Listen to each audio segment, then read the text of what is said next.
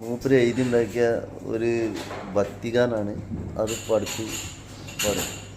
ആദരവായ റസൂലുള്ള തങ്ങൾ വഫാത്താകുന്നേരം മകളുടെയുരത്ത് ഞാൻ പോയ ശേഷം എന്നിൽ വരുന്നവൾ കൺമണിയാ മകൾ ഫാത്തിമ ബീവി.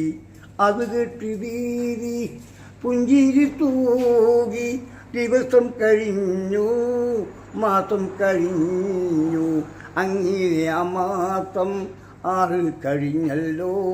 ഫാത്തിമ ബീവിയാൾ പനിയായി കിടന്നു. പനിയായി കിടന്നപ്പോൾ സ്വപ്നത്തിൽ കാണുന്നു ആദരവായ റസൂലുള്ളാഹി. അന്നേരം ഫാത്തിമ പിതാവ് അരുളുന്നു, എന്നിൽ വന്നാണ് ഞാൻ.